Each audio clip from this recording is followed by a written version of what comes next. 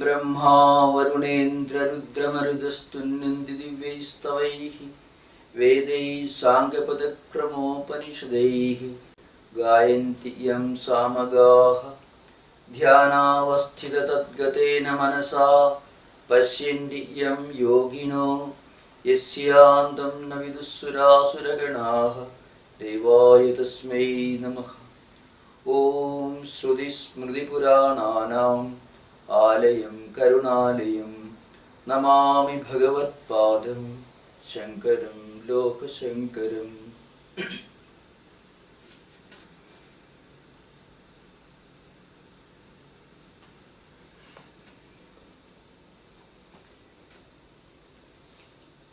So in the last session we already touched upon some aspects of Shankara's commentary on the 11th verse of the second chapter. That's the beginning of Shankara's Bhashyam or commentary proper. In this context, it may be relevant if we listen to the introduction by Anandagiri, who introduces Shankara's commentary with some very important observations in connection with the structure of Bhagavad Gita as a scriptural text. Anandagiri says, Vrittikudam abhiprayam pratyakhyaya swabhipreda shastrartha samarthita samprati aśocyān ityasmat praktana grandhasandarbhasya praduktam tātparyārtham anudya aśocyān ityadehi swadharmamapi chāvekshya itedadandasya samudayasya tātparyārtham aha tatra iti. So, Bhashyakara clearly established the fact that the highest liberation, moksha, is only through pure jnana. That point has been very clearly established. So, abhiprayataha shastrarthaha samarthitaha. And in the course of establishing his view, he also effectively refuted the views of Vrittikara matam is called. Mostly he is referring to the jnana-karma samucchayavada, which was prevalent during the Bhashyakara's time. According to jnana-karma samucchayavada, the highest realization is possible by combining jnanam and karma together, which means even after realizing the highest spiritual truth, one should continue the practice of rituals. But Bhashyakara says that this is not correct. The highest liberation is possible only through pure knowledge. And after one attains pure knowledge or Advaita Anubhuti, it is not necessary for one to continue the practice of karma. Even if a realized person like Janaka continues his practice of karma or performance of duties and responsibilities, it will be only for the good of the world. And if anyone is dedicated to the practice of karma as a means to attain citta shuddhi and then jnana prapti and liberation or moksha, in that case karma only takes us up to the point of citta shuddhi or purification of the mind. It is not at all necessary, it is not at all mandatory for a realized person to continue the practice of karma. This is the view of Advaitis. So, Vrittikudam abhiprayam pratyakhyaya swabhipreda shastrarthaha samarthitaha samprati aśocyān ityasmat praktana grandhasandarbhasya praduktam tātparyārtham anudya aśocyān ityadehi swadharmamapi chāvekshya itedadandasya samudayasya tātparyārtham aha tatra iti.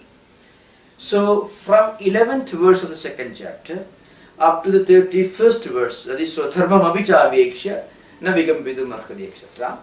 The Bhashyakara says that is a particular text which is going to be discussed in the coming sessions.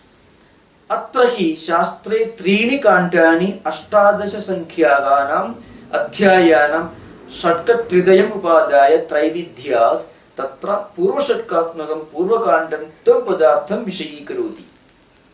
Now, according to traditional scholars, the whole text of Bhagavad Gita is divided into three kandas, kandatrayam, three sections. Each section having 6 chapters. So the first chapter to 6th chapter, including that is called Purvakandam, then up to 12th Madhyamakandam, from 13th up to 18th Antimakandam. So each of these kandas has some integral relationship with the Mahavakya Tattvam Asi. It is a Mahavakya that is expounded in the Chandogya Upanishad in the 6th chapter in the form of a dialogue between Uddalaka and Shvetaketu. So here, Tatra Purvashatkatmakam Purvakandam Tam Padartham Vishayīkaroti Madhyamashatkarupam Madhyamakandam Tad Padartham Golcharayati. So the second kanda, having 6 chapters, deal with Tat Padartha Andima Shatka Lakshanam Andimam Kandam Padarthayohu Aikyam Bhakyartham Adhigaroti. The third kanda, that is from 13 to 18 chapter, this particular section deals with the Padarthayohu Aikyam, that is Asi, the identity or the unity between Tum and Tat Padarthas. After this, we will continue the discussion with the second part of this. Towards the end of this Bhashya, the Bhashya on the 11th verse, the Purvapakshin asked one question: Kutaha te aśocyāha yatu nityaha katham? It's a reference to what we already discussed in the last part of the last section in the Bhashya. So, towards the end of the Bhashya on 11th verse, the Bhashyakara says, Panda Atma Vishaya Buddhi Yesham Tehi Paṇḍitāḥ Paṇḍitya Nirvidya Iti Sudehi. So, who is a Paṇḍita? Paṇḍita is a person who has got true knowledge, Atma Jnanam. So, it is Atma Jnanam that makes a person a Paṇḍita, a knowledgeable person. Paramarthaha tu nityan aśocyān anuśocasi ato mūఢaka asi iti abhiprāyaha. So the Bhashyakara has already made it very clear. He says that Arjuna has absolutely no reason at all to worry about either Bhishma or Drona or any of the elders. From a purely empirical point of view, from a worldly perspective, they are extremely well-educated, knowledgeable people. Bhishma and Drona are far superior to Arjuna in the knowledge of Shruti, Smriti and Puranas and other scriptures. So they know perfectly well what they are doing. They are not in need of any instruction or education. In fact, they are much better informed and knowledgeable than Arjuna himself. That's from a purely empirical Vyavaharika perspective. From a Paramarthika perspective, they are the Atman. The Atman is Nitya. Atman is Sarvikāratita. It doesn't undergo any of the changes like Jayate, Asti, Vardhate, Viparinamade, Apakshiyate, Vinashyati. Atman is not born because birth indicates a transition from a state of relative non-existence into a state of existence. Atman always exists, so it cannot come into existence, so it has no birth. And Atman can never cease to exist, so it has no death. So Atman is beyond Sarvikaras, 6 changes. Jayade, Asti, Vardhate, Viparinamade, Apakshiyate, Vinashyati. Birth, existence, growth, evolution, decay and death. none of these changes affects the Atman. Atman is trikala apatita. Atman remains the same, unaffected by the changes in the past, in present and future. It's beyond time, beyond space, beyond causation. So Atman is nitya. And in fact, in true nature, in reality, Bhishma and Drona are not the physical bodies or physical mechanisms. They are the Atman. So there is no reason at all for you to worry about them. So when Bhashyakara stated this, the Purva Pakshin asked one question. Kutaha te aśocyāha yataha nityaha katham? How do they become beyond grief? Why? What's the reason why Arjuna need not worry about them, need not have any grief over them? Because they are nityas, they are eternal, they are immortal, they are beyond time, space and causation. How? What's the reason for this statement? So this is how the Bhashyakara connects the 11th verse to the 12th one. So the 12th verse is Natvevaham jadunasam nattum neme janadhipaha nachaiva na bhavishyamaha sarve vayamatah param. So the 12th verse tells us that this Atman always exists, always existed and will always exist. So there was never a time when this Atman did not exist, and it always exists. There will be no time when this Atman will not exist. It is eternal. So the literal translation of this verse is Aham tu jatu na asam iti na eva. Not that there was a time when I did not exist. There was no time when I did not exist.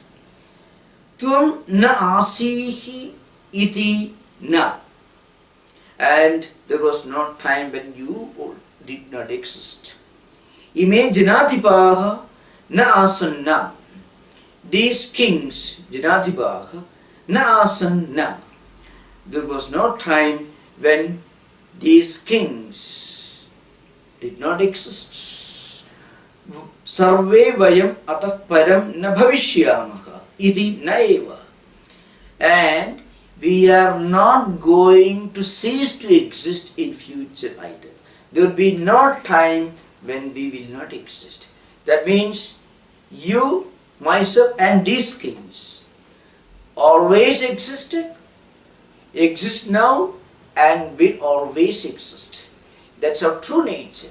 Not as this body, not as this body mind complex, but as the Atman, as the eternal Atman, which is time, which is beyond time, space and causation, which is eternal, which is immortal.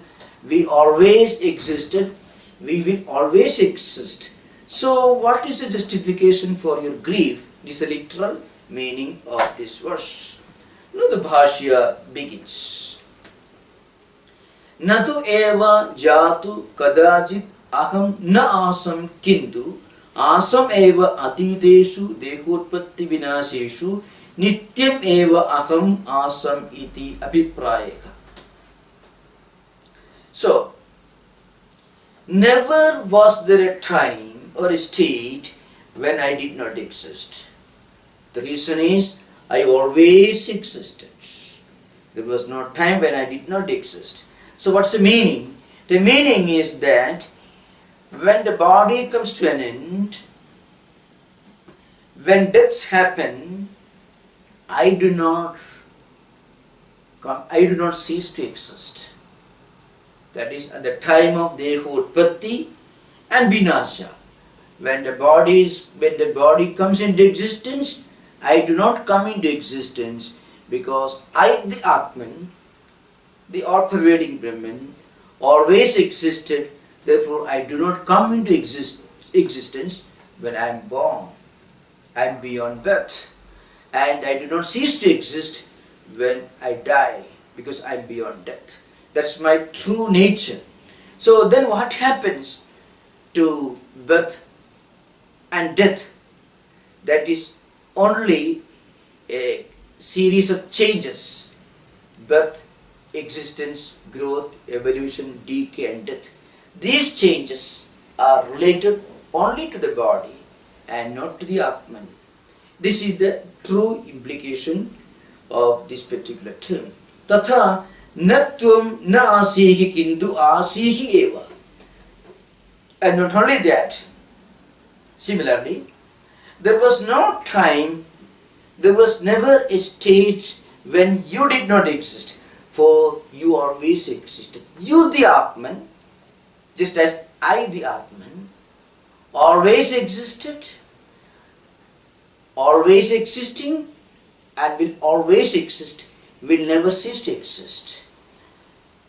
So there was no time when these kings, when these great leaders of men and women, when they did not exist. They always existed and they will always exist. There will be no time when they will not exist. Sarve vayam ataha asma deha vinashat param uttaragali api trishu api karyeshu nityaha. So, asma deha vinashat param uttaragali api. So even after the end, after the body is destroyed, even after the so-called death, which is nothing but a change that happens, and the change is something that happens only to the body, not to the Atman. Therefore, the Atman will always exist, existing in all the three times, in the past, present and future. Atmaswarupena ityartha, nityaha atmaswarupena ityartha. We can claim to be nitya only in the highest paramarthika sense. Deha bhedanuvritya bhahuvajanam na atma bheda bhedaviprayena. So then bahuvajana is used here, I mean the plural term is used here because the reference is to plural number, because the reference is to several bodies, because we go through several lives one after another. As bodies, as body-mind complexes, we may come and go, so the plural term is used, but Atman is the same in all the three senses. So that's the idea behind. So in Vedanta, the word Nitya or Satyam, these terms are used with a specific sense.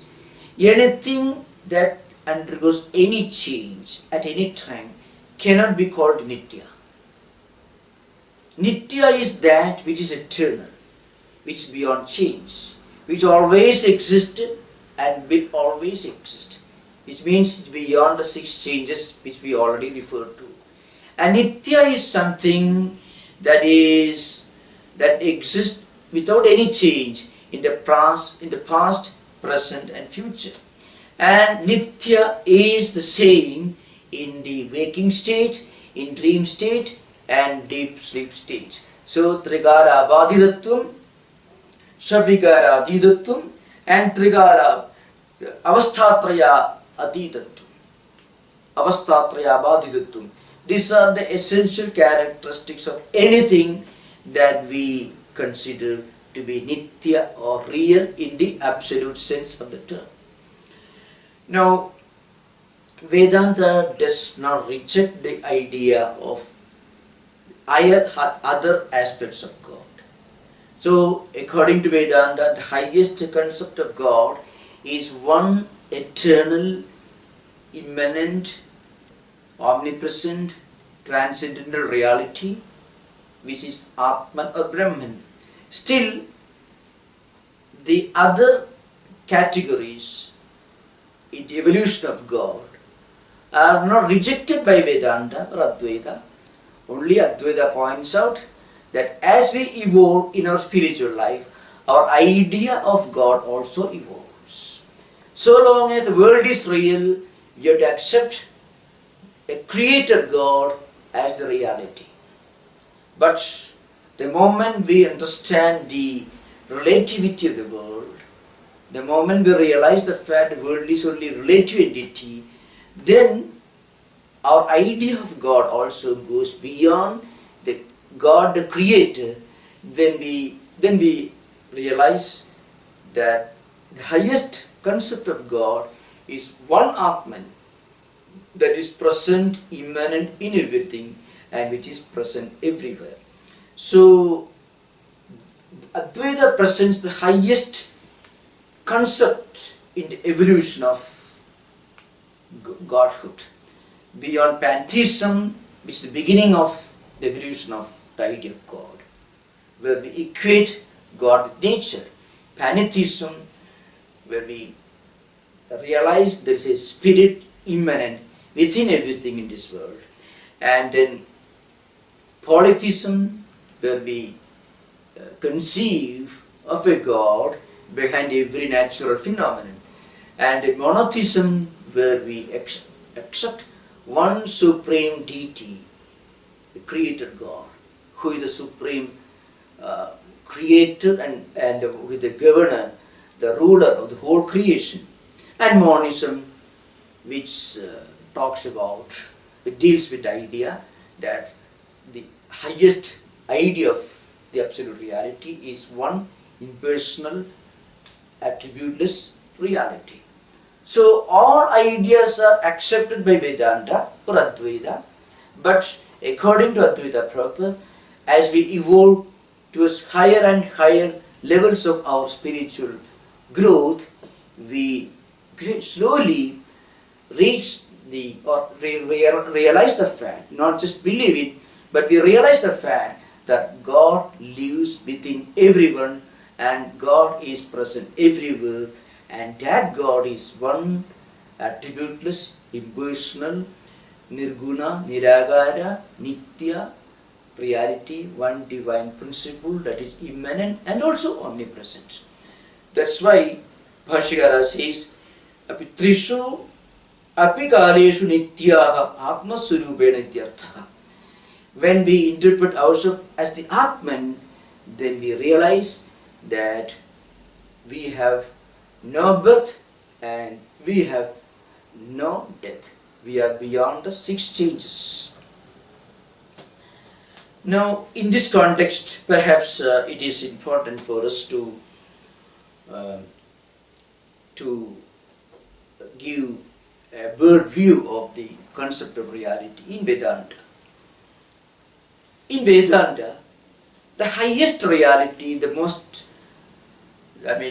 peak of our concept of reality is Paramarthika Satta. And that Paramarthika Satta is the one without a second, Ekam Advayam, Atman or Brahman. As you mentioned, it is Nitya, it is beyond birth, beyond death. Below this highest concept of the absolute reality, there are different levels. Below this, the Vyavaharika level, the empirical level. At empirical level, this world, all that we see around us, all is belong to the empirical level. Vedanta doesn't say that this world is absolutely unreal. Vedanta only tells us that the world is not absolutely real. That's a very important point to remember. Shankara or Advaita philosophy never makes a statement that this world is absolutely unreal. What Vedanta says, what Sri Shankaracharya states is that this world in which we live, which we interact with, of which we are a part, is a world of changes. It goes on changing. Maybe the whole creation, the cosmos, may exist for several billions of years. An insect may exist for a few minutes. Both belong to time. And both are non-eternal because they undergo changes from time to time. So anything that undergoes change, any kind of change, is not absolutely real, but certainly not absolutely unreal. It is real only in the relative sense. So this world belongs to the Vyavaharika Satta. It is relatively real, not absolutely real, but not absolutely unreal either. Below this vyavaharika level, there is another concept where we may mistake one for the other. For example, when there is not enough light in a room, when we see an object lying curved, somewhat dark in color, we may mistake that object to be a snake. That's because we have seen a snake maybe in the zoo or in the forests. And when we see the object in a dimly light room, when there is not enough light, we may mistake that object to be a snake. Actually, it's a rope. When we bring light, what happens? The light doesn't necessarily create a rope. The light only removes the darkness that stood in the way of our realizing the fact that it was a rope. So we mistook the rope for the snake, because the snake idea existed in our mind. So the snake is not absolutely unreal, because the snake, though the snake does not exist in the room, it exists somewhere else, maybe in the forest or in the zoo. So something that we remember in our mind, that exists in our memory because of previous experience, we superimpose upon something else. So here the snake is only pradibhasika satta. Or maybe we may mistake an expanse of sand for a pool of water, marumarichika. Or we may mistake mother of pearl, something that lies on the seashore, which is very brilliant, which looks like a silver. It's not a silver. We may mistake it for a silver. So all these wrong misconceptions are possible, because we are not able to see the real object. So the mother of pearl is mistaken to be silver. A desert or a well-paved road under the blazing sun may be mistaken for a pool of water, or a rope may be mistaken to be a snake. The rope could be mistaken as a sarpa, jaladhara, bhuchitra, or maybe danda. These are the possible misunderstandings that may emerge in our mind when we see an object that is lying in a dim lit room, because there is not enough light. So it may be mistaken to be a snake, a piece of rope, a piece of stick. Perhaps it may be mistaken to be thin stream of water, jaladhara, or maybe a crack on the floor, bhuchitra. So the rope may be mistaken to be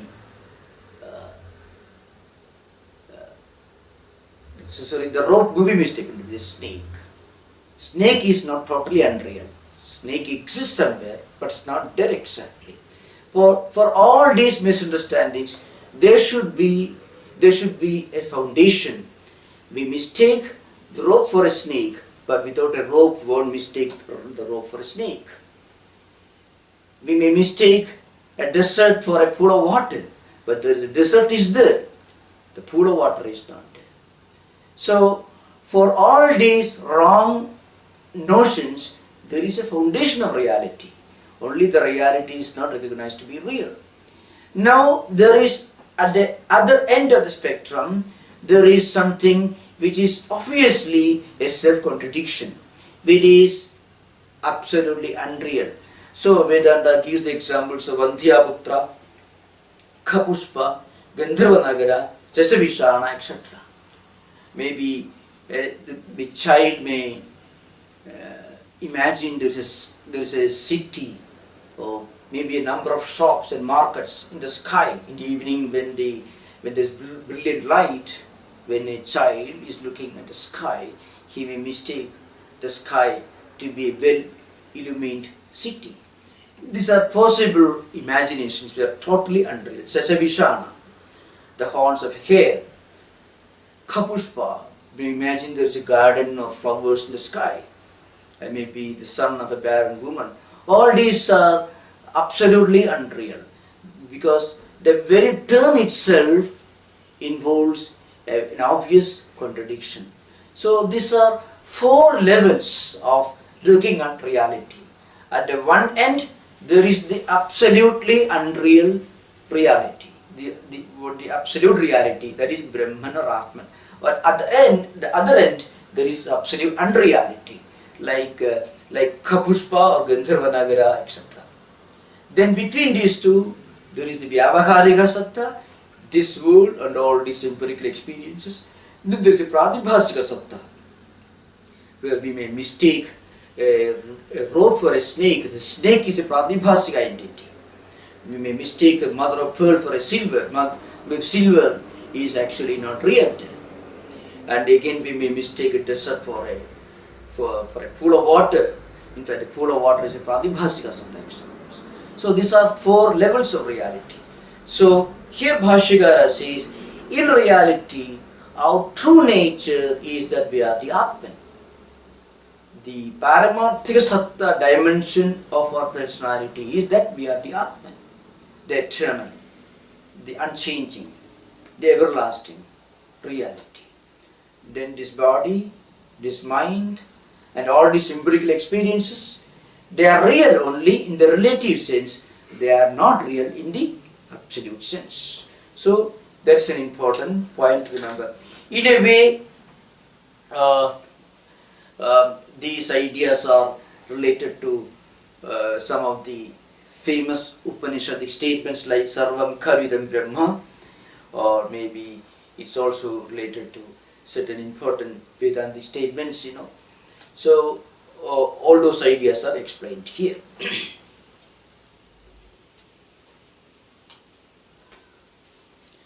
Now, Bhashyakara establishes the fact of Advaita according to some old traditional interpretations. And that's very important in this context. According to traditional scholars,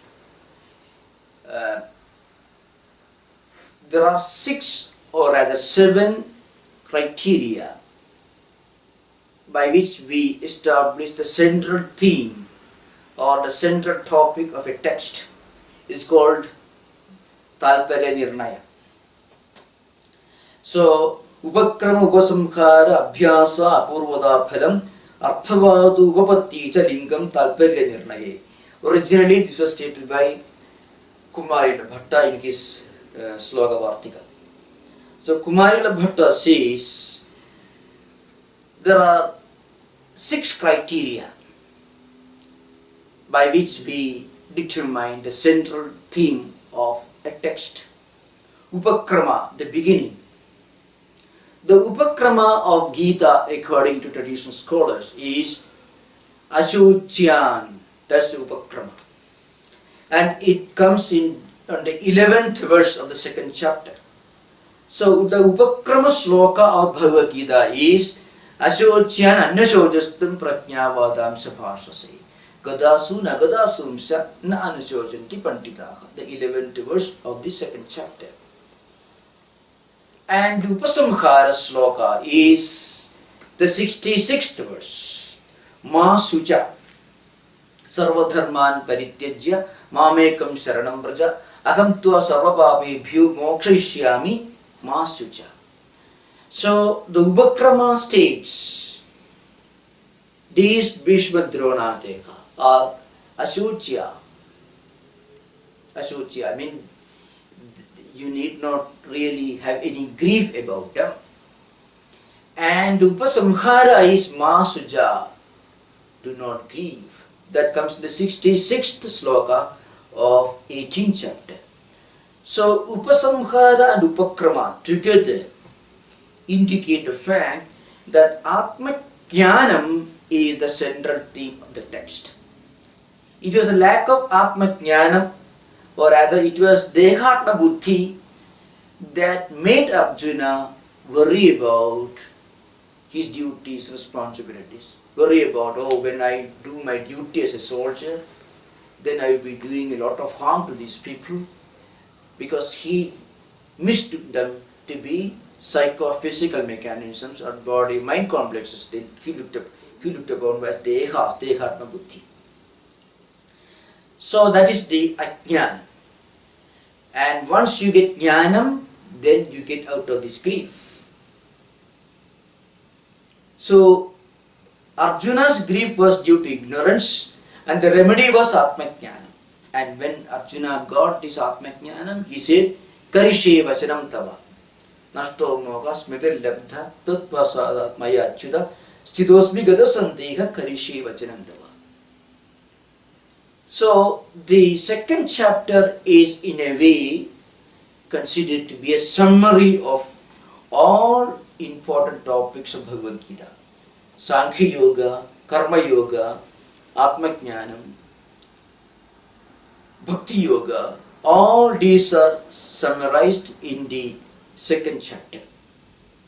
So, the Bhashyakara establishes on the 11th verse itself in his commentary that our true nature is that we are the Atman, the absolute reality, which has been established in the great scriptures like Chandogya Upanishad, Sarvam Khavidam Brahma, and the Mandukya Upanishad, Sarvam Hi Etat Brahma. All these great Vedantic statements, Upanishadic statements, have been indicated in this Bhashya on the 12th sloka of the second chapter, Natvevaham Jatunasam. Now we will turn to the 13th verse. Tatra katham iva nitya atma iti drishtantamaha. Now, how do we make the statement that this atma is nitya? How does atma become nitya? So that is discussed in the Bhashya, the 13th verse. Dehinosmin yatha dehi kaumaram yavvanam jara tatha dehandra praptihi dhiras tatra namuhyati. Dehinaha asmin dehi yatha kaumaram yavvanam jara tatha dehandra praptihi tatra dhiraha namuhyati. So the verse says, in this body which undergoes changes, these changes like childhood, youth, middle age, old age, death, and so on. These changes take place in body. If you look upon this body, then birth is the beginning of everything and death is the end of everything. So the great teacher Lord Krishna slowly takes Arjuna to this realization that this body and this world, this empirical life, is only an incidental relative entity. If you look upon this body as the only entity, then you have to believe like Charvakas. Charvakas believe that this body or what is perceived at the sensory level is the only entity. Deha matram atma iti charvakaha. Charu loka sukhavaka vakyam vachanam yasya charvakaha. So, who is a charvaka? They talk wonderful things. They talk only about this body. They talk only about empirical worldly enjoyments. So, according to them, the highest reality, the Atman, is this body. Deha matram atma. That's the belief of Charvakas. And then, of course, among Charvakas, there are called Ekadesi school of Charvakas. They believe that Indriya, Mana, Prana, and Deha, they're all constitute together. Just body-mind complex is the only entity. Among Vijnanavadins, on the other hand, is school of subjective idealists, the Bauddhas, they believe Kshanika Vijnanam is Atma. The Vijnanam is the only Atma. And according to Digambaras, they believe Deha, the Vidirikta Sthira Deha Parimana. According to them, the Atma depends upon the dimension, the Parimana of the Sharira, Indriya, etc. So, the Bhashya begins, Deha asya astidi dehi, tasya dehinaha, dekhavada atmanaha, asmin vartamane dehi yatha, yena prakarena kaumaram, kumara bhavo balyavastha, yavvanam, yuno bhavo madhyamavastha, jara, vayo, hani, jirnavastha, ityetaha, tisraha avastha, anyoni vilakshanaha. So Bhashya says. Now, if you believe that this body is only entity, then you have to admit that there is nothing other than this relative entity, and our true nature is somewhat relative. So, just as the body undergoes changes like childhood, youth, and old age, each different from each other. So when we evolve from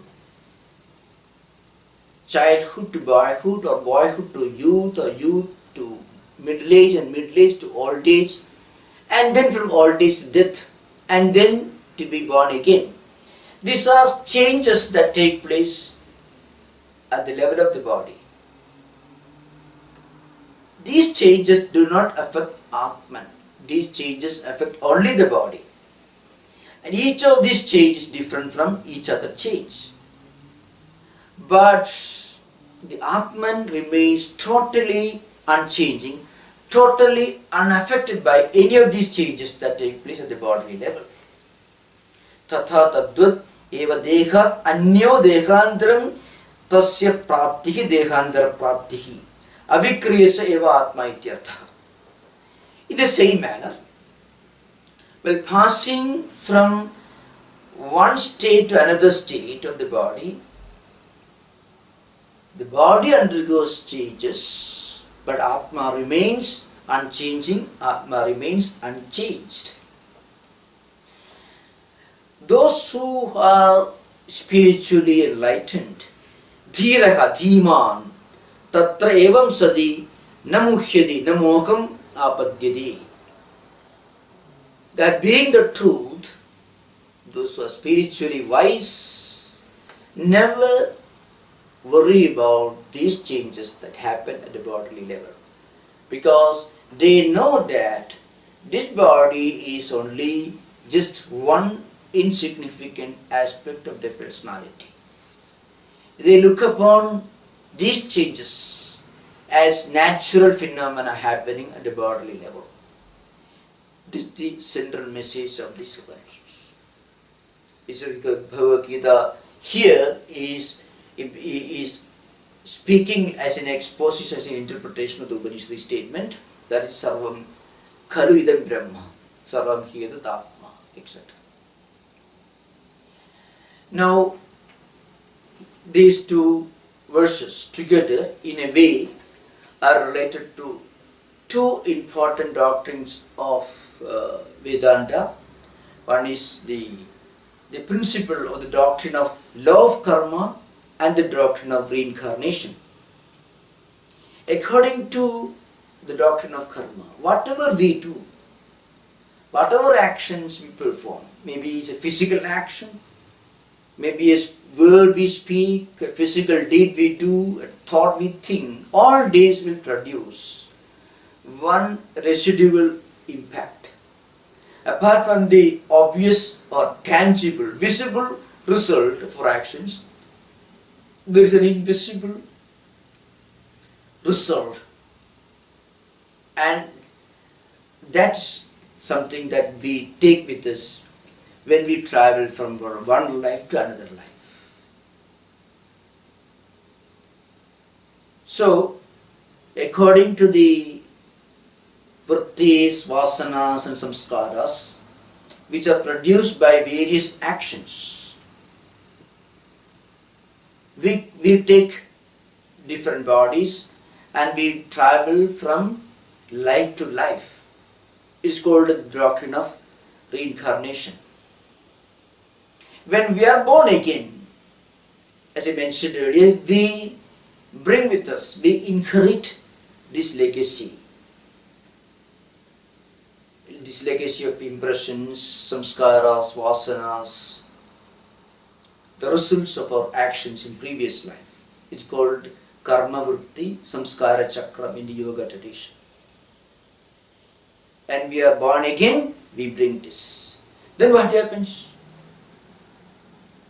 When we were born again with good samskaras, spiritually healthy or helpful samskaras, compelled by the inherited legacy or spiritual samskaras, we continue our efforts to make progress in spiritual life, in the next birth. So in the Gita itself, in the 6th chapter, there is a famous verse, Tatradam buddhi samyogam labhade paurodekikam yatadeja tato bhuya samsiddho kurudantana. So the body is destroyed with death. But the samskaras and vasanas, the impressions and spiritual characteristics that we produce with this body in this life, are born again and they become our spiritual capital when we take the next life. So Bhashyakara says, when we are born again, we are born with these impressions associated with the former body. Samskaras and vasanas that we accumulated with our body in previous life, with our mind and senses. And this will help us in continuing in spiritual life.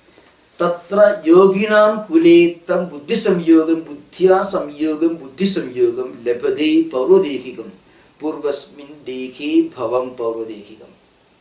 So those who have done good spiritual deeds, accumulated healthy, good spiritual characteristics, are born in the family of yogis, spiritually enlightened people. And they retain their impressions from previous life, which they had developed in their previous life, the former bodies of paurodekikam. And then what happened? Yatadeja prayatnam karoti. Then they continue the endeavor, the efforts to make more and more progress in spiritual life.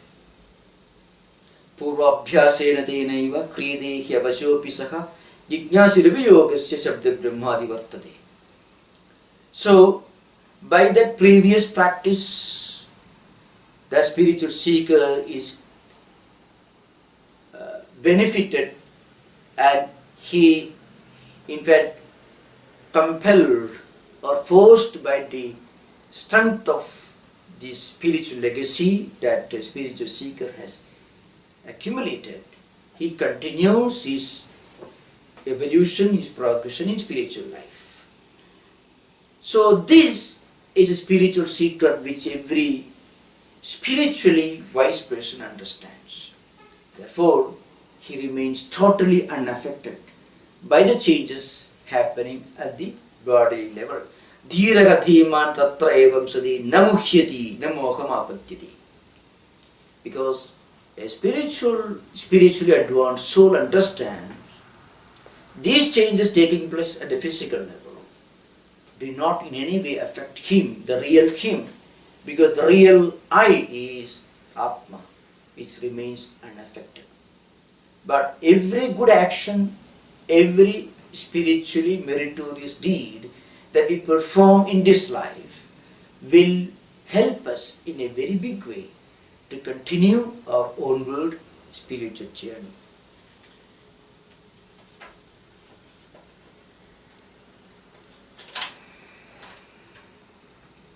Bhashya continues. Yadyapi atma vinasha nimitto moho na sambhavati nitya atma iti vijanataha tathapi Siroshna sukha dukkha prapti nimitto moho laukiko drishyate sukha viyoga nimitto sukha samyoga nimittaha cha shloka ityetat arjunasya vachanam aśocyānanvaśocastvaṃ. Here Lord Krishna perhaps anticipates a possible question from Arjuna. That's how the Bhashyakara connects the 13th verse to the 14th one. So, maybe for a spiritually enlightened person, this Atma Vinasha Nimitto Moho Na Sambhavati. A spiritually enlightened person who knows that the self, the Atman, is eternal and he is in reality this Atman. He may not have any of these delusions arising from this thought, because he may not have any wrong notion that this Atman will die, the Atman will be affected by the changes that happens at the bodily level. He will be totally free from all these wrong notions and delusions. But then what about the common people, the ordinary people? They may have this worldly delusion arising out of the pairs of opposites like cold and heat. So tathapi sidoshna sukha dukkha prapti nimitto moho laukiko drishyate. Still frequently we see this delusion coming out of multiple and varied experiences in life. Because life is a continuous journey through multiple experiences, sukha and dukkha, good and bad, pain and pleasure, and so on. So due to these experiences, people may have some wrong notions. So Arjuna perhaps can have these wrong notions. So anticipating such a possibility, Lord Krishna makes a statement in the 14th verse. Matra spashastu kaunteya sitoshna sukhadukkadaha agamapaino anityaha tan tidikshassu bharata. That's the 14th verse. Lord Krishna is addressing Arjuna as son of Kunti, Kaunteya. When the senses come in contact with sensory objects, they produce pairs of opposite results like cold and heat, happiness and sorrow. They come and they go, and they are transitory, they are changing, they are momentary, they are not eternal. This is what you should understand. So you should be able to bear with them. You should practice tidiksha. That is the statement. He Kaunteya matras parshastu sitoshna sukhadukkadaha agamapainaha anityaha he bharata tan tidikshasva. So there are two words important here. One is tidiksha, the other is of course bharata. Sadhaneshu api sarveshu tidiksha uttama sadhanam. This is the statement in the Sarva Vedanta Siddhanta Sara Sanskritam. So the tidiksha is the highest sadhana, spiritual sadhana. Sahanam sarvabhudanam apradigara purvakam chinta vilaparihidam. Sa tidiksha nigatiti. It's a Vivekachudamani. Bhashyakara himself says in the Prakarana. So the tidiksha, the ability to withstand undesirable experiences without any bitterness, looking upon good and bad, pain and pleasure, with a strong equanimity of mind, keeping the mind in a state of equilibrium. It is called tidiksha. And this tidiksha is one of the most important requisites for any spiritual seeker. This tidiksha becomes natural for a siddha, and it's very important as a means for a sadhaka. And another word that is used here is bharata. Perhaps from a grammatical point of view, bha dipto. So the word bha dhatu, its meaning is prakasha or light.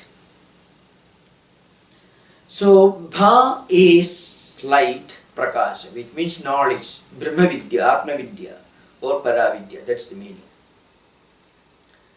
So brahma vidya tasyam brahmati iti bharata. That's the real implication, explanation of the word bharata. So Lord Krishna is implying that Arjuna is a sincere spiritual seeker. Now the Bhashya begins. Matraha abhi miyante sabdadeha iti Srotraadini indriyani matranam sparshaha sabdadibhihi samyogaha te sidoshna sukhadukkadaha sitam ushnam sukham dukkham cha prayachanti iti. So what is matra? So sound and all these other sensory objects are measured by these senses. What are the senses? Ear is the sense that measures the sound. So the contacts of these senses with sound, etc. When senses and sense objects come together, they produce effects. Some effects may be good and some may be not so good. So pain and pleasure, heat and cold, all these are the results of the senses coming in contact with sense objects. So we'll continue the discussion in the next session. Thank you. Om Shanti Shanti Shanti Harihi Om Tat Sat Sri Ramakrishna Arpanamastu.